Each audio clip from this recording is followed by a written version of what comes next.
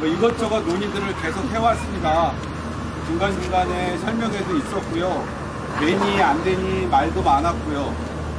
지금 결론적으로 말씀을 드리면 많은 난관에 봉착되어 있습니다.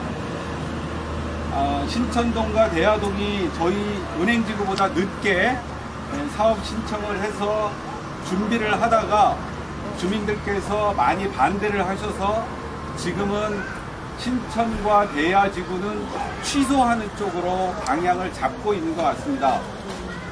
주민들도 대체적으로는 반대 의견이 많으시고요.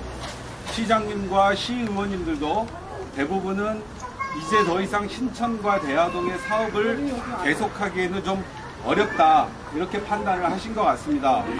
저도 엊그제 경기도청에 가서 도지사님에게 직접 만나지는 못했습니다만 기자회견을 하고 신천과 대하지구의 사업 취소를 공식적으로 요청을 드렸습니다. 더 이상 신천과 대하동에는 뉴타운 사업지구를 계속해서 강행하는 것이 어렵겠다라고 하는 것이 대체적인 판단인 것 같습니다. 그러면 어느 정도 추진되던 뉴타운 사업이 왜 실패했는가? 실패했으니까 이제 취소를 하는 건데, 실패했는가에 대해서 짧게 좀 말씀을 좀 드리겠습니다. 그래야지 아마 주민들께서도 판단하시는데 도움이 되실 것 같습니다. 첫 번째로는 뉴타운 사업이라고 하는 것은 지금보다 집값이 올라갈 걸 예상하고 만들어진 제도입니다. 내가 나중에 내 집을 조합에다가 놓고 내가 얼마만큼 더 분담할 건가를 측정을 할 때 뉴타운 사업을 통해서 일반 분양을 하게 되지 않습니까? 지금 있는 집보다 더 집을 높이 지어갖고 그 분양만큼을 이제 내가 혜택을 받게 되는데, 아파트를 요즘엔 최근에 지어도 거의 분양이 되지 않습니다.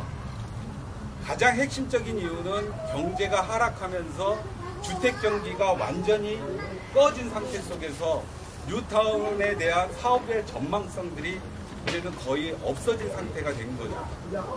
두 번째로는 우리 경기도 수도권 다 마찬가지인데 뉴타운 사업을 너무 한꺼번에 많이 지정을 했습니다. 전국에 77군데, 우리 경기도에만 23군데를 동시에 너무 많이 왕창 지정을 했습니다. 그래서 공급이 늘어나면 당연히 집값도 하락하는 그런 추세에 있다고 봐주시면 좋을 것 같습니다. 세 번째로 정부에서도 인정하는 건데, 우리 은행지구의 가장 큰 문제점 중에 하나가 뭐냐면 바로 옆에 보금자리가 들어온다는 겁니다. 아시다시피 보금자리는 시세의 85% 정도에 분양하도록 그렇게 설계되어 있습니다. 대충 예상을 하시겠지만 여기서 새롭게 사업을 하더라도 저기와 아마 동시에 추진이 된다면 여기보다 훨씬 더 싼 가격의 주택이 분양되어질 것이 예상되어지는데, 여기에 사업성이 과연 그것보다 좋을 것이냐, 이런 지점에서는 지금으로서는 알 수가 없습니다.